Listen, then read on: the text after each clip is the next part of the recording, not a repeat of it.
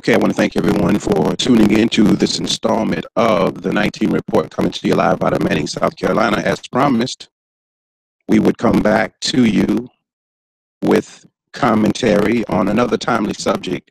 I was very eager to get to this particular subject. I was sent a message, it was on Facebook. I don't know the minister's name.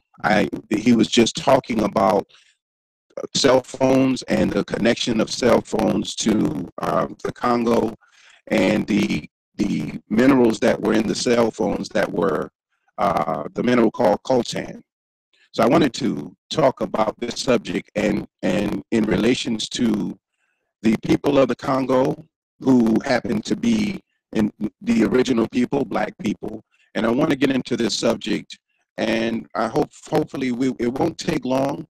But I want to first thank everyone for tuning in to the 19 Report and thanking everyone for subscribing to the 19 Report. And I hope and I pray that the content that we deliver is something of value to you in your everyday life. That is one thing that is vitally important, that I feel as if though God has said to me, make sure that it is beneficial to a person's everyday life. And the benefit of what we're trying to do here at the 19 Report is to not make you, we can't make you, but to um, give information that will excite us enough that we would want to look inside of ourselves and see the problems that we have, the issues that we have, the things that we can do, the good, the bad, the ugly, and take the best of those things and utilize them to teach people and teach them in a way that the mind begins to think opposite of this world.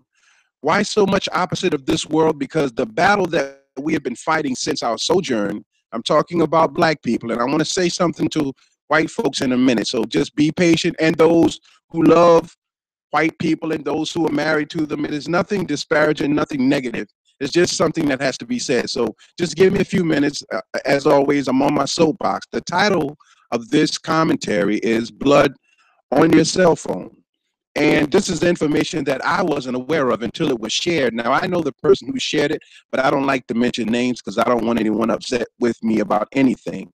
Uh, but let's get right directly into the subject. The first thing I want to say is that if we say that we are with God, or if we're not with God, if we're just in the mindset of wanting to do better today than we did yesterday, to see God's hand working in our homes, in our relationships, in our community, in our state and county. If we want to see these things, we first have to be able to address the subject of race. And the bottom line is that in terms of race, Black people have been brought here for the purpose of slavery to build the country. We still suffer from post-traumatic slavery disorder. It is now called the Stockholm Syndrome. It is a serious mental illness, no matter whether you're rich or poor or in between. It is something that causes the mind to associate ourselves with our captives and defend them. In every single case, they don't have to defend themselves. We do the defending. That is a mental illness. So the most exploited, the most abused and discarded race of people on the planet are melanated people, the original people, Blacks, Hebrews, Moorish, whatever name you want to use to call us, and every other name in between, African, whatever you want to say.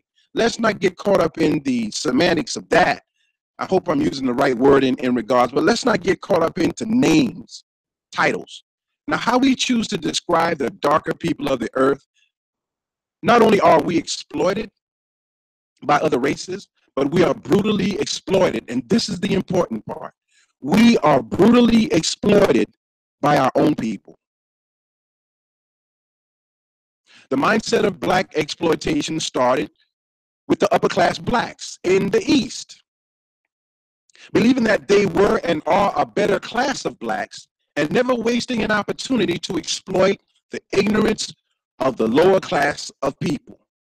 It started in the circle of the gods. It started in the East, where Black historians love to boast about our success and our achievements as a people. Those achievements are great things to talk about. But there was an element already in the mind and hearts of our people that caused us to think, I'm better than you because of my status. I'm better than you because of who I know. I'm better than you because of what I have. Now, the black elite mindset contributed to slavery in a big way and continues to perpetuate the big I and little u concept of the darker people in the Western Hemisphere. Exploitation can make a class of knowledgeable people very wealthy. I'm going to say that again. Exploitation can make a class of knowledgeable people, whether black or white, very wealthy. That wealthy class doesn't want everyone to be in the same financial bracket as they are. Thus, they take the stronghold on the productive knowledge, the knowledge that you can use and actually make something out of. They take a stronghold on that. They want that for themselves. This is the origin of secret societies. We know something that can benefit us, but we're not going to tell the vast majority of people what we know. We're going to hold that for our group that we choose, those that we think are like us. You see that in every community. You see it in Manning, South Carolina. There's just this group of black elite people, and they're not that elite, but they have more than the average. They have access to more given to them by the slave master. The knowledge that they have, they utilize it to put a foot on the neck of those who don't know. We're talking about blood on the phone. We're getting into that, but I love to relate things to the now so that it can benefit us not only as I'm speaking, but we can go back and research and see in our communities, again, the same paradigm, the same order of things in almost every community that we go in. So the elite take the stronghold, they utilize the productive knowledge, and they choose who they deem worthy enough to have the knowledge and worthy enough for the financial success that comes along with the knowledge. I will pay a photographer who I think is worthy a lot of money, but I'm not going to pay you the same amount because I don't think you're worthy. So it's a choice, it's a mental choice of those who think they're better, and we don't have to allow that.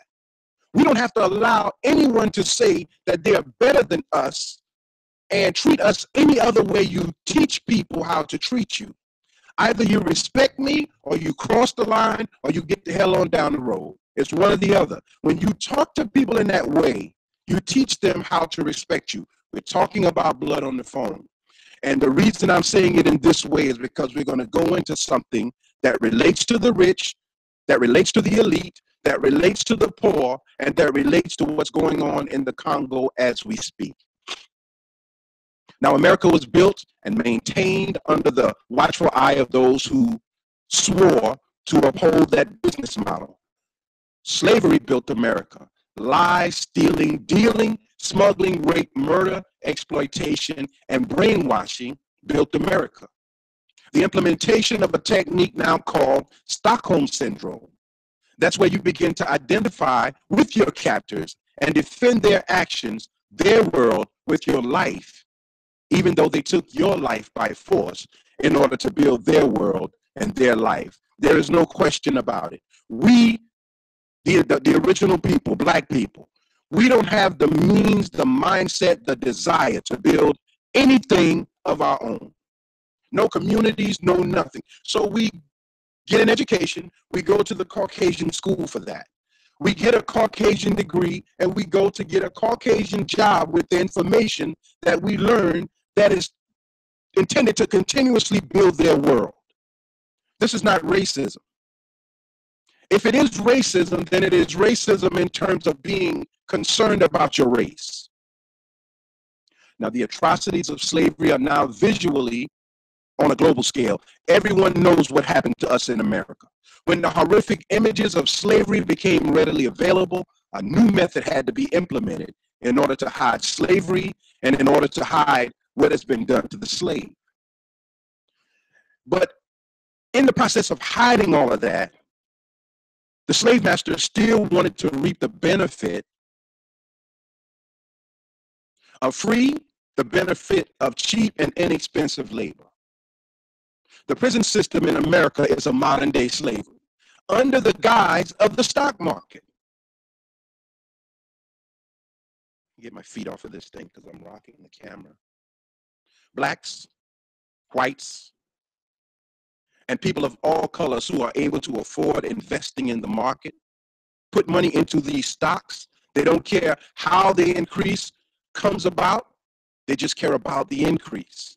So these stocks are on the market, and I was reading an article today. I'm going to put this clip up, but you're welcome to go. It's all on the internet. Go to cnnmoney.com. That's CNN Money, where they talk about stocks. Now, this is a quote from CNN Money. Don't say that I said it. I'm quoting it. The headline reads, thanks to President Trump, America's private prisons appear to be entering a gold age. Now, these are the names of private prisons on the stock market that we invest in, probably not even realizing it, but we're putting money into the slavery of people. The stocks of the two biggest private prison operators, CoreCivic, formerly known as Corrector Corp of America, and GEO Group, have doubled since Election Day. CoreCivic, which is CXW on the stock market exchange, is up 140% since Trump went into office in November. GEO Group has risen 98%. For all the talk about how good Trump has been for big banks like Goldman Sachs, he's even been better to private prison investors. This is in CNN Money. This is the hidden slavery that we don't know about. This is the hidden slavery that we invest in, make money off of, and could care less what happens to the people that are in that slavery. And in a few minutes, we're going to talk about this form of slavery and what it has done to people, and how the effects of what is being done to those people will have to have an equal and opposite reaction to those of us who benefit from that. So, when you dress it up right, in the eyes of the ignorant, the unconcerned, the uninformed, and those who know but have no problem with the process, there really is no problem. Out of sight, out of mind. Once we are desensitized and disconnected from reality, hypernormalization creates a reality in the mind, and we begin to make excuses for all wrongdoings and all of the wrongdoers. I'm going to say that again. We begin to make excuses for every wrongdoing. Does that sound familiar? Everything is all right with God now. God is blessing everybody now. But that is not what the scripture says. God killed nations of people for not following the laws that he set down. And people are dying today, but we make it look as if though nobody is wrong. This is an atrocity waiting to happen, that is happening, that will continue to happen. And it's all in the hands of the ministers and the motivational speakers and the ignorant, as well as those who have money to know better and do better. It's all on our hands. Now, the ultimate aim of money, and the ultimate aim is money, the ultimate aim is wealth and riches, and if someone has to suffer and die in the process, then it's survival of the fittest. The rich want more, and the poor want to be rich. Don't be deceived by poor folk who talk about rich people in a negative way. I want money, but I want riches, I want wealth. I want to be able to manifest the things that are in my mind, and it takes money for that. But even in terms of me talking to you right now, put enough money in my hand, and you would have to be very cautious and careful that I don't switch teams and begin to make excuses for wrongdoing, because all of a sudden I have the commodity, I have that thing that I used to talk about. I'm using that as an example. So the rich want more and the poor want to be rich. It's a perfect system of death and destruction as a blueprint for a dying world. Now, you may not have heard of coltan. We're getting into the subject matter now. I had to lay that base to let you see what's happening in this country, and let you see how what's happening in this country affects other countries, and how what happens in other countries affects this one. Now, you may not have heard of coltan.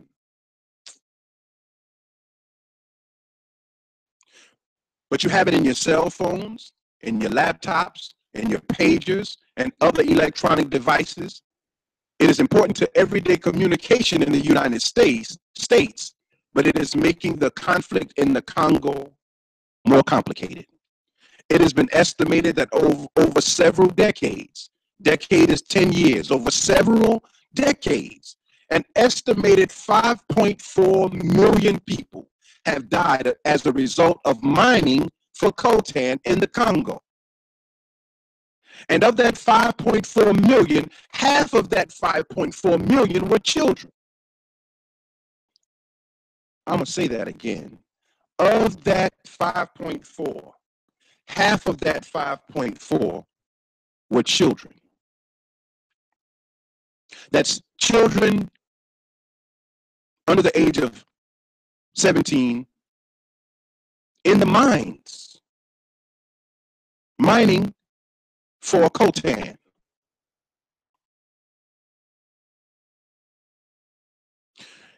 It has been reported that the women are raped.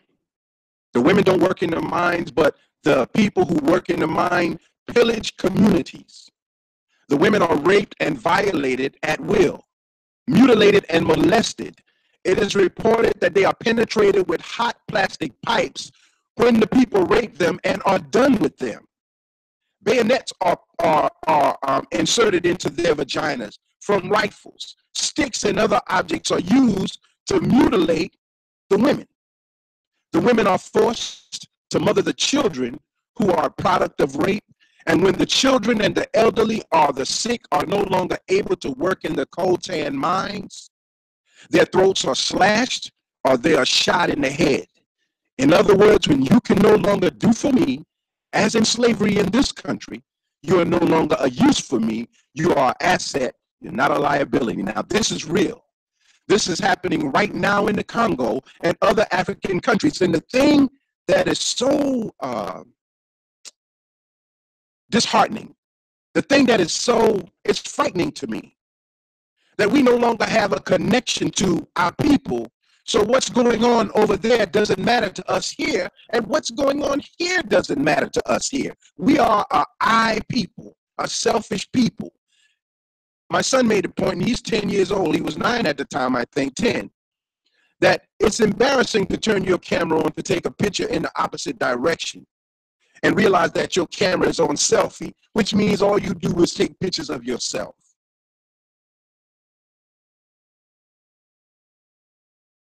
These women are being mutilated. Those who are no longer able to work, you can look on YouTube and see them actually lining up. Elderly Africans, and the soldiers are actually, like you cut a piece of meat, cutting their throats and kicking them in a ditch. The stuff was so graphic that I didn't want to put it on this broadcast, but you can go look it up for yourself. Thousands of children laid out with gunshots to the head. This is real. This is happening right now in the Congo and other African countries, and Africans are exploiting their own people for riches. Does that sound familiar? In every town, every city, every state, in hip-hop music,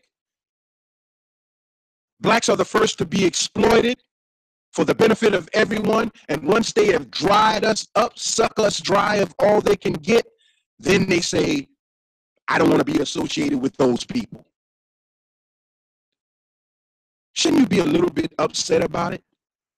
Shouldn't you be a little bit more focused on why this occurs and what to do about it? Why do we get caught up in this bandwagon mentality where we just want to be around a person that has more than we have?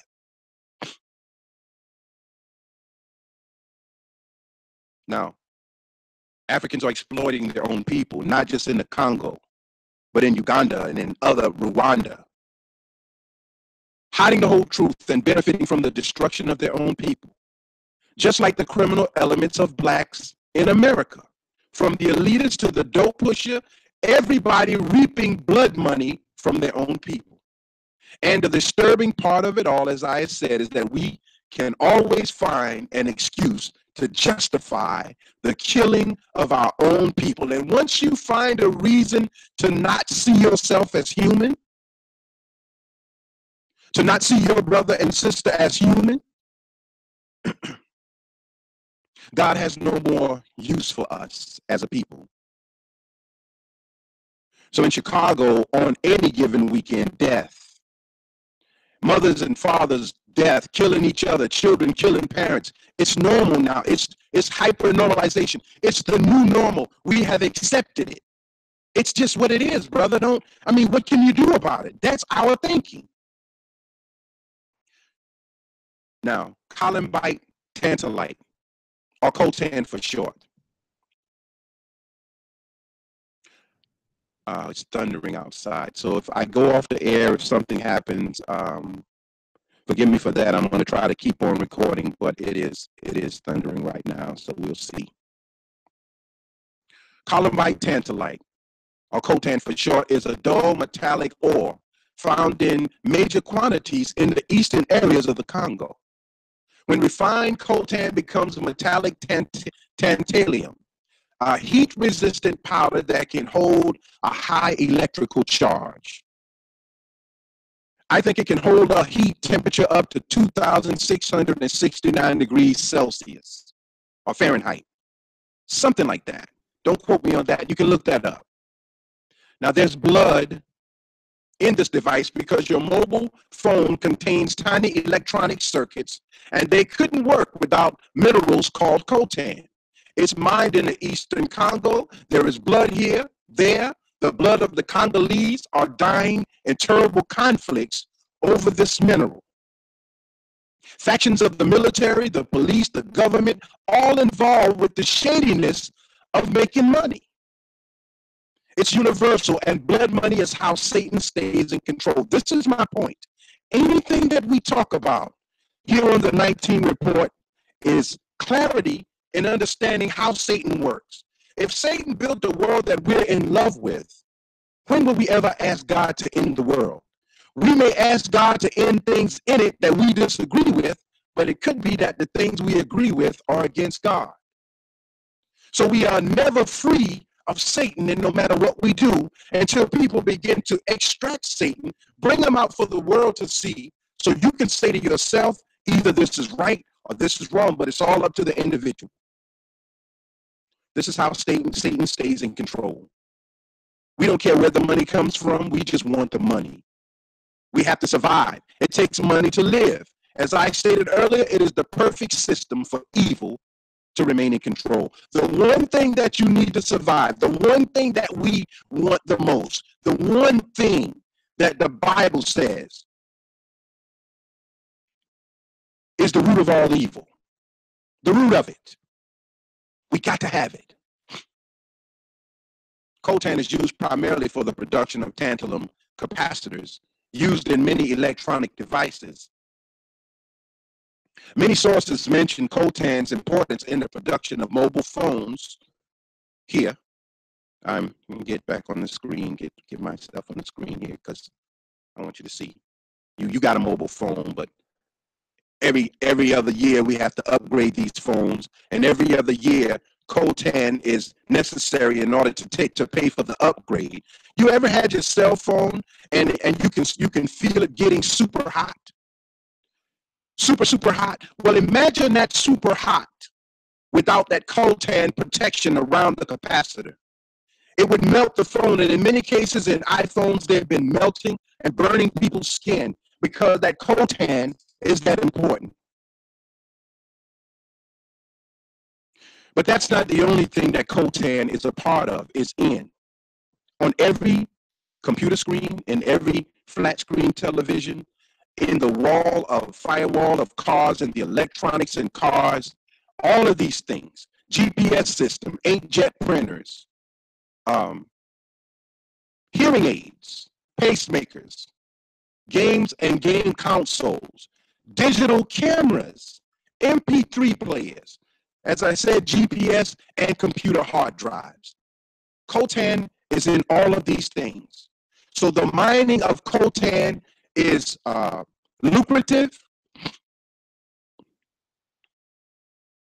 and the death of the Congolese, the raping of the women, the factions that break apart and say, we deserve more than the next. All of this is going on right under our eyes. So when you pick up your cell phone after this commentary, and you don't feel some kind of way. We are literally forced into getting these things, forced into technology, forced into it. Either you keep up with the times or you get left behind. But in needing these things, we are enslaving our own people. In needing these things, 5.5 million people murdered, dead, mining these mines, half of them children, because we need these things. So hypernormalization and cognitive dissonance makes us to program our mind not to think about what it takes to get a thing, just that we have the thing. Does that make any sense? So Satan stays in control because Satan has what we need. I'm not impressed with any drug dealer ever. You know why? Because they have a product that sells itself. The only part of them that I'm impressed with sounds crazy, but it's the enforcing part. Keeping your empire safe from outsiders. Doing what is necessary to protect yours. That's the part that impresses me. But the selling part, when you got the world's best product, people don't care what it takes to get it. Now, in closing, there are people of all colors fighting diligently to end this madness, what's happening in the Congo. But where money is involved, those who are against the system usually end up dead, in prison, or discredited. So you have to be careful and cautious. You know, there's so many things I would like to say about South Carolina where I live, but I can't. Because it is just as easy for you to say good riddance that Keith is dead as it is for you to stand up and say, nah, we're going to stand with this guy. It's easy for you to put up a picture of white Jesus in your house after on the 19 report, we've proven to you that that's not him.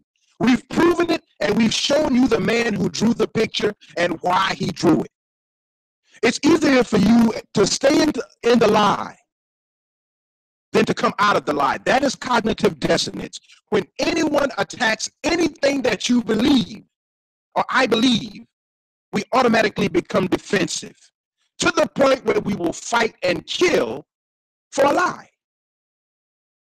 That's how Satan has the stronghold. Now, Glenn Lassack, who had Save the Children relief program in the Congo, estimates that between 5,000 and 6,000 child slaves are forced to work in the mines. He said this is an industry which is concentrated on forced labor and child labor, and it is horrific. Now, you know, people talk about God every day, every minute of every day, and we take our piece of God, our piece of happiness, and we advertise it as if though everyone should lord over our blessings or over our pain. Look at God. Look at God, what God did for me. But things like this on a global scale, universally connected because of a trickle-down effect, this is universally connected. Everything that we need in this country comes from another country that is being enslaved, molested, murdered for the products that are necessary for us to use, and then the price is quadrupled, and we buy it, thinking that we have something of great value that has been done in this great facility, but in actuality, slaves did it. So we are perpetuators of the idea that it's okay to have a physical slave that you kill when he is no longer useful to your end result. The trickle-down effect. We don't care. We don't talk about it. We just ignore the current reality and replace it with the perfect world that does not exist. You see everybody living in that perfect world on social media every single day. Let them tell it. They don't ever have a bad day, even when it's a bad day. Let them tell it. So we are in a state of hyper normalization. There's a new normal. Everything is normal.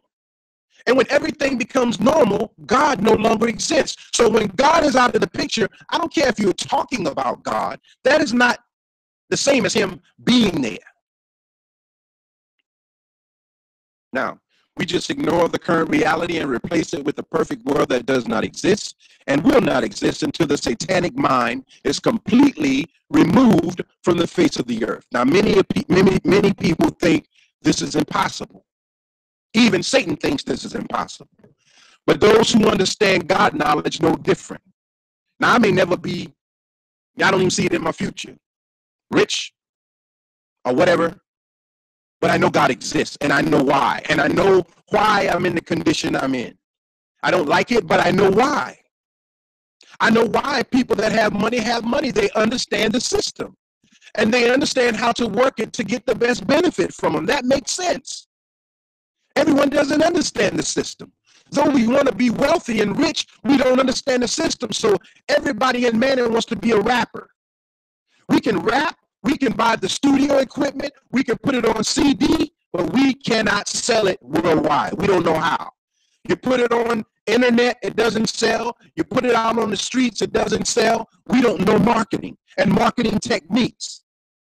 So you can know something, but if you don't know how to implement it, it's no. Understand how Satan works. He sells you a dream that you will never achieve. But you fool yourself and myself, hyper normalizing. Yo, everybody go make this money, son. Yo, son, we working, son. Where is the residuals from the work? Nah, man, I had to go get a job, man. You know what I'm saying? You know why? Because we aren't able to make money happen for us. So we just ignore the current reality and replace it with the perfect lie.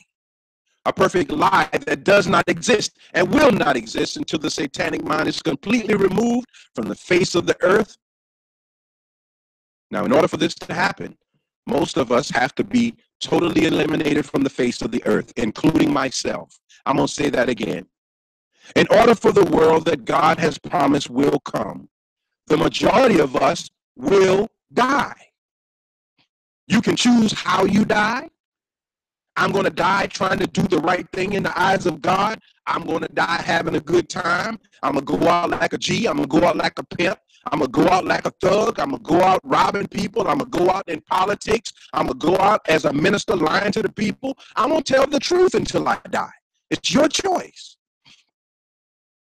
But God's going to take care of all of us. And in the last few days, my body has been telling me death is around the corner if God chooses. Right round the corner. You can't do nothing about it. Because we have been poisoned and mentally brainwashed to the point of no return.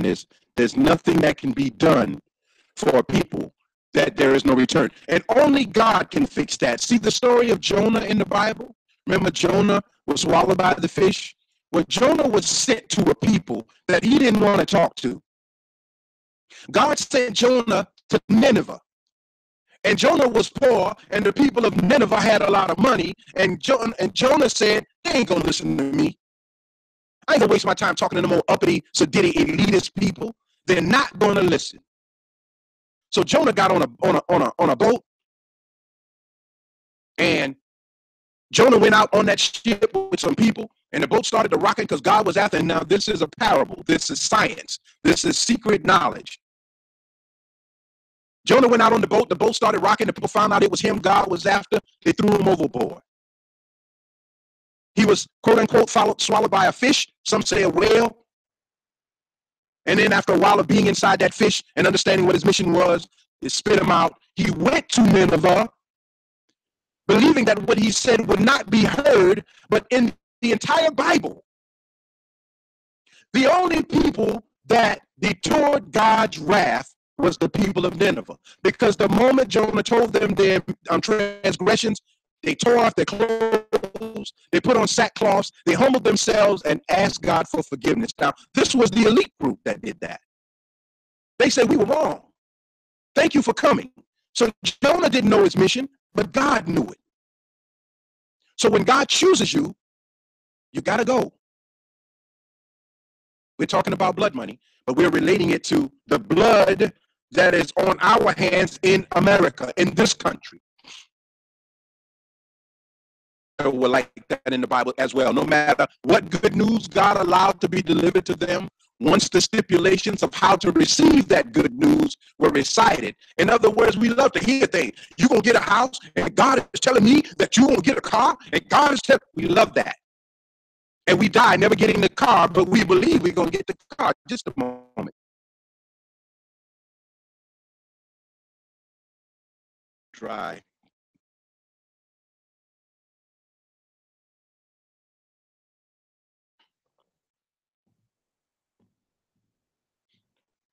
So we die believing we're going to get this car, but belief is only half of it.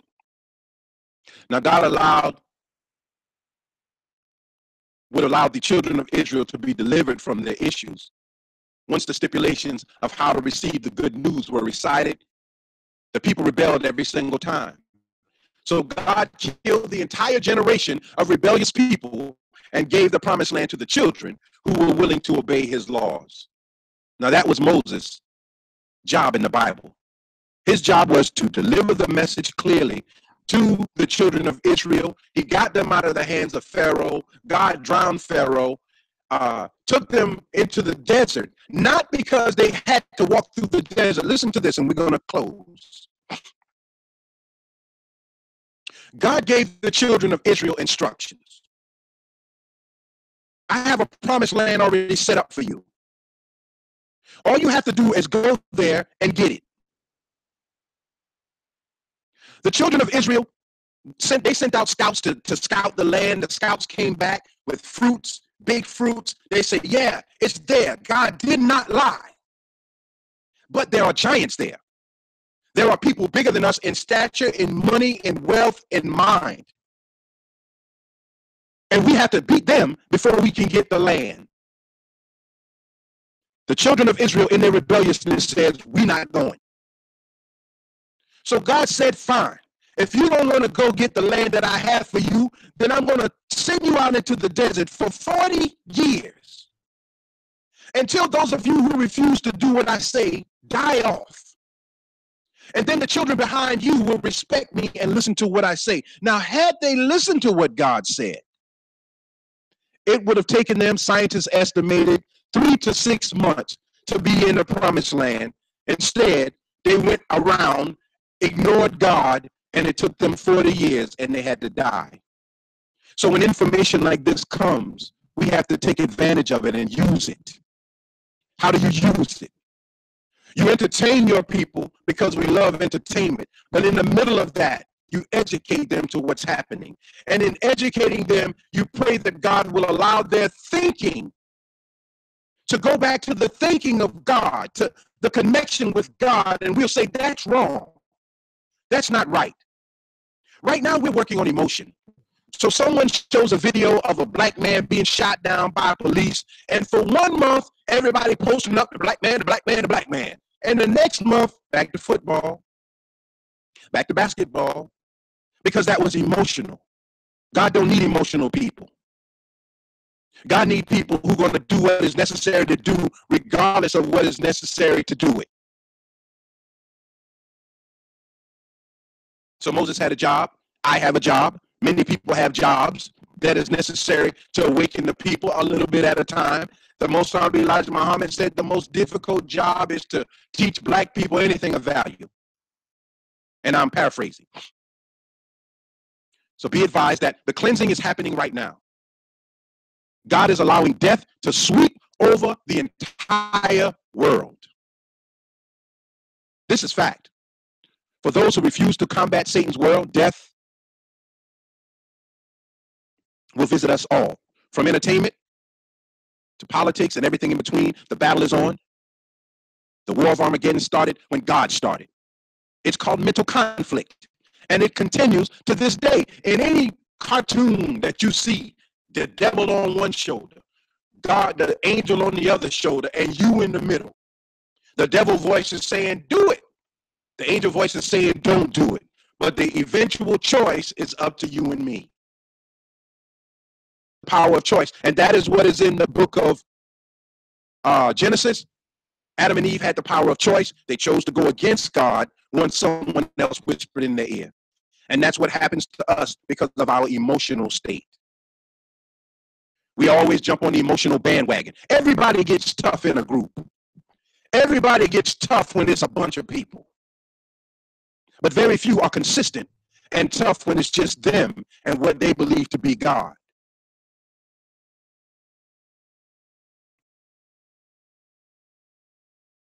From entertainment to politics and everything in between, the battle is on. The war of Armageddon started when God started. It's called mental conflict, and it continues to this day, so much so that it is causing mental illness. I'm going to say that again. So much so that God is allowing mental illness. I'm going to say it again. Thessalonians, where God says because we rebelled against his way, he will make us believe. But we say that's the devil. God is in control of the devil. God may control. The devil asks permission from God throughout the Bible. Says, I considered getting Job, but you got a hedge around him, God. If you take that hedge from around him, I get him. Satan has to ask permission. But the Satan of today no longer wants to ask permission. He wants to go to war with God. And he's warring with God. And he's losing the battle, but it looks like he's winning because he's attaining the flesh of men. He has the one thing everyone wants, and that's money. So when we pick up our cell phones, when we pick up the TV remote, the GPS, the computer, and even drive a car, and don't think about the blood sacrifices, those forced and those volunteered, we unknowingly perpetuate Satan's world. It doesn't matter how much we talk about God. That's just talk. And when we all have this warped belief of who and what God is, to us, we want him to be, and God is whatever we want him to do. And that is not God. I want to be gay. God don't have a problem with gay. I want to kill people. Hey, man, I got to eat. God don't have a problem with self-survival. Anything we want to do, I want to rob people. I want to be a crooked politician. I want to be a doctor who experiments on people. Somebody's got to do it. Evolution's got, it's got to happen. Answer to everything. But there's another answer to it as well. And we advise, be advised that the cleansing is happening right now. God is allowing death to sweep over every nation. I wanted to say that again. So when we pick up our cell phones, again, the Congolese are suffering for the manufacturing of this material that is a part of every electronic device that is made, that is sold in America. And for the little bit of money that the Congolese receive, sometimes $10 a month or $10 a day, that's a lot to them. So they do it. Not knowing, that's why I said those who are enslaved and those who volunteer. The cult shipped and transported through other countries in order to wash the blood off. That's why I said blood on the phone. You don't see no blood on this phone, but once you realize that because the people understood slavery and saw the image of slavery in America, they hid slavery under the guise of prison. They hid slavery under the guise of debt, under the guise of desiring to have things that we don't have the money to attain. They never gave us the money and material that was promised to us because of our labor. They compensated the Jewish people. They compensated the Japanese and Chinese people millions of dollars. And the Indians that come over here to open up stores, where do you think they come over here poor? The Chinese come over here dirt poor. But then they're given access to money, wealth, and told, don't trust them Negroes. They are happy to dance and play, and a little bit it goes a long way with them, but don't make friends with them. This is real. Same thing that is happening in the Congo, in Rwanda, in Uganda. It's all connected.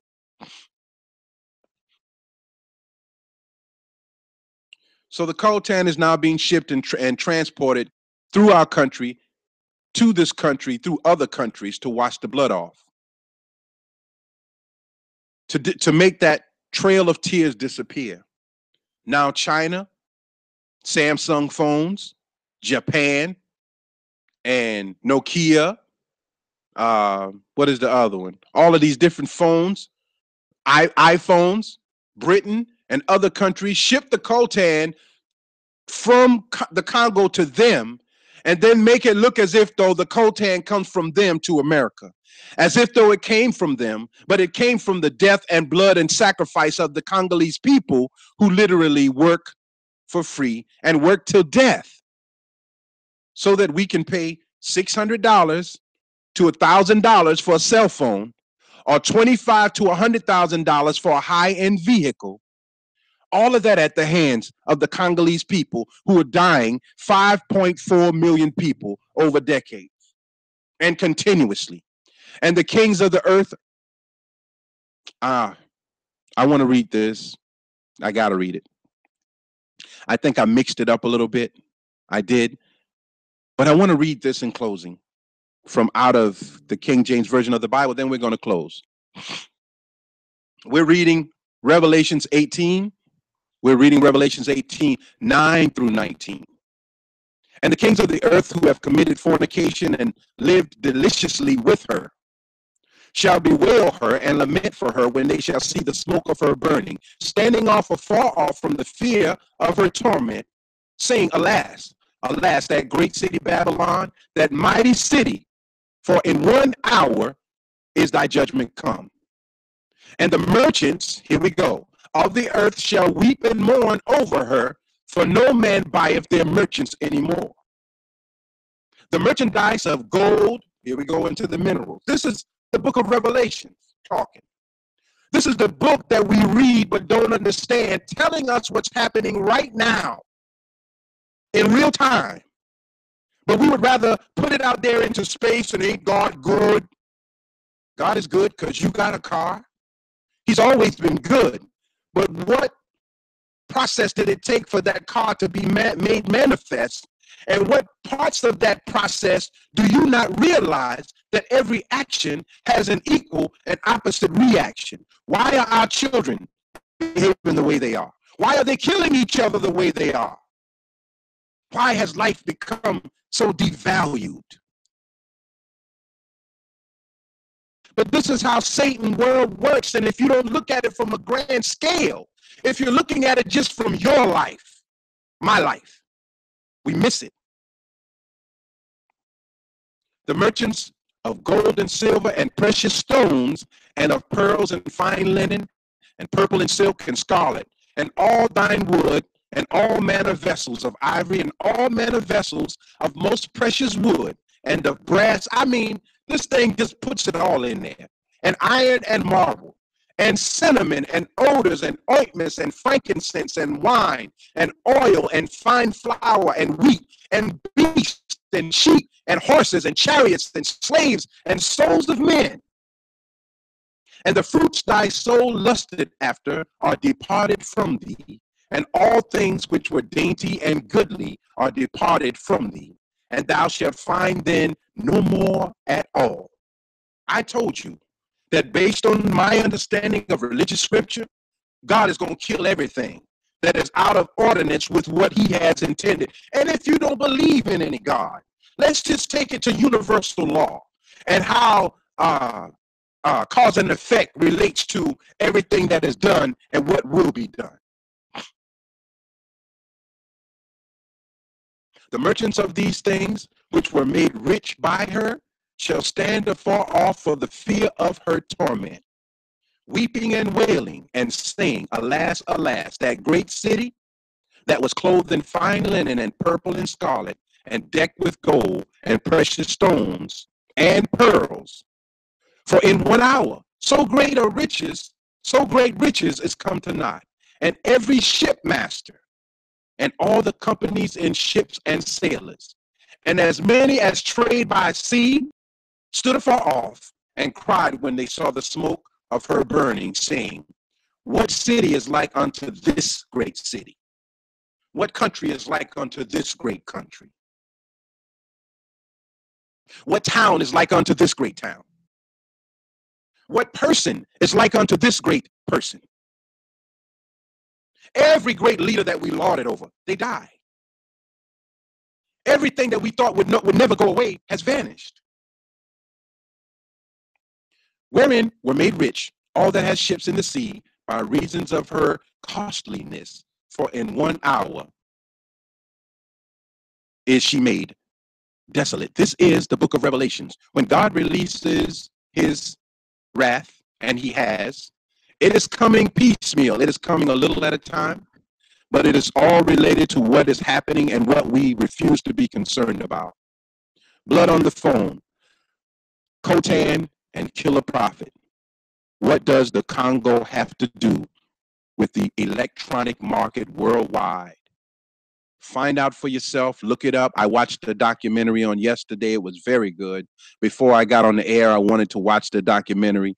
And I really sincerely thank everyone for tuning in and listening. And if this did not come out as clear as I would like, God willing, we will be able to repost it up. So please stay tuned. And I thank everyone for tuning in. This is Brother Johnny of the 19 Report, Jamil Salib Zamir, Manning, South Carolina. Thank you very much.